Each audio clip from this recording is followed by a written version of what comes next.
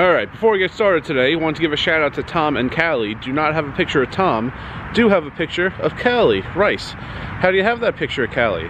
That information is classified. Anyway, heading out for the road trip pretty soon. Again, out here on the fields, it's cold out. If you can tell by the hood probably. My hands are going to start to freeze. I'm going to get through this quickly.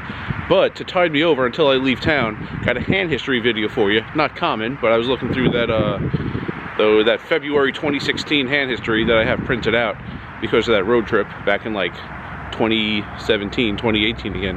Yeah, it must have been 2018. So here we go. Pre-flop action, graphics. Alright, pre-flop.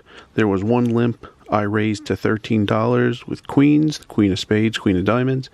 Everyone behind me folded, but the big blind called in front, and the limper also called in front. Three-handed in position, going to the flop. Okay, pre-flop action, shockingly standard. Maybe I could have went a little higher, but I don't care.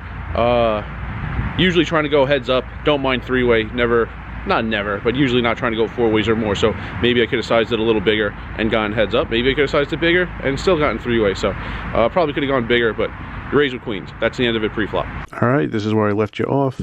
Flop, $35 in there, 7-7-2, 2 hearts. And what was the action?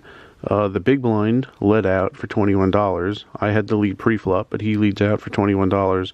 The limper folded, and I called. Heads up in position, off to the turn. This was the most interesting street. The flop, the decision to call, not raise, when I put them on these pocket pairs that I have beat. What I was thinking, this was back in 2016 when Vegas was shockingly tight, was for one, if I take the lead away from him now and get a raise in, I don't think he's folding with any of those hands that I could beat. Like, you know, I'm thinking I'm beating like 8s, 9s, 10s, jacks. He might have kings. I can't beat kings.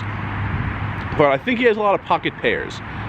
Didn't think he would lead with trip 7s, which is a fairly sophisticated play. A lot of people will go for deception, which rarely ends up paying off.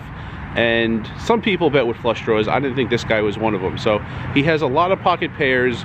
Even the ones below the 7, he could have 6s, 5s, 4s, 3s. But if I raise and he has a pocket pair below the 7s, he might just fold right away. Even if he has like 8s, 9s, 10s, jacks, and I raise, I don't think he likes it. I think he's like worried right away whether or not it makes any sense for me to have a 7 in my hand. He's worried, and he'd probably call here and fold almost all turn cards. So I didn't want to just get a bet and a raise in on the flop. I wanted to keep him with the lead out of position. I feel like a lot of people make their worst mistakes with the lead and out of position. And I wanted to go call on the flop, call on the turn, small raise on the river, and really get everything I could get out of like 8s, 9s, 10s, jacks. Now this plan does require a very clean run out. If one heart hits, 2 hearts hit, or like an ace and a king hit, none of those cards are good cards. There's a lot of bad cards, but on a clean run out I could get, you know, 4 bets, a flop bet, a turn bet, and a bet and a raise in on the river. So that was my plan, to flat until the river and hope for a clean run out. On to the turn. Okay, I left you off here. Turn card, jack of hearts. And what was the action on the turn? Big blind keeps the lead. He bets $40. Again, I called. Heads up in position, going to the river. That was interesting, the turn. The turn wasn't really a bad card in terms of like me not being ahead anymore, but he bet again. I didn't like his action more than I didn't like the turn card.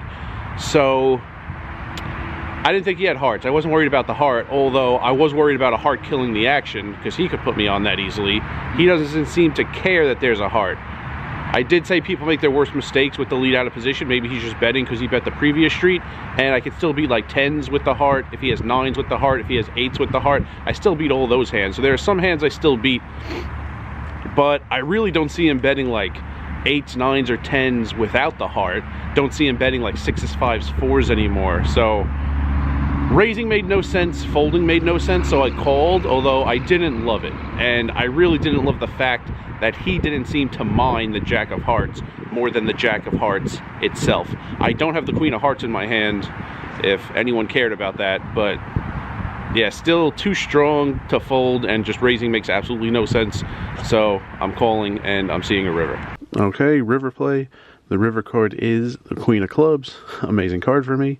And the action went, he bet 50, I raised all in, he called, and he wound up having jacks. So I beat him boat to boat. He had jacks full, I had queens full. And what do you know, absolutely bailed out by the river. So once I get to the river, it's a cooler.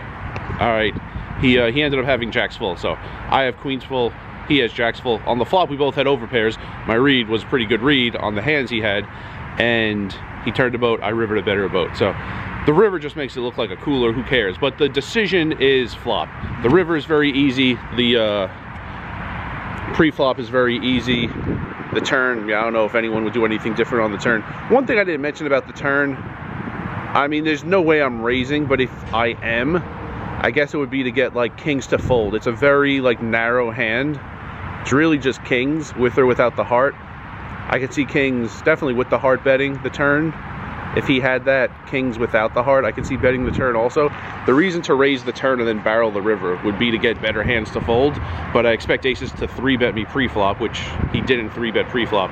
So kings is really the only hand the whole time I thought he could have that was beating me. And with all the value hands I still have, all the hands I still have on the turn that I'm beating, all the hands he could still have on the turn that I'm beating, I mean, to get as much money in there as possible for the one hand that could be better than me to get the fold, just didn't think it was worth it. So the turn was a call for value, even though I didn't love it. And then the river just bailed me out, and it was boat to boat. But the decision is the flop. That was the big street.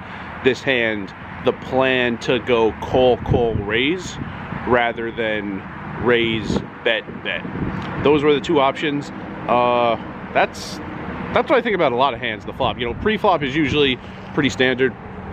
And then the flop hits, and 3 of the 5 community cards have hit the board now, and 3 of 4 streets in the hand have yet to be played.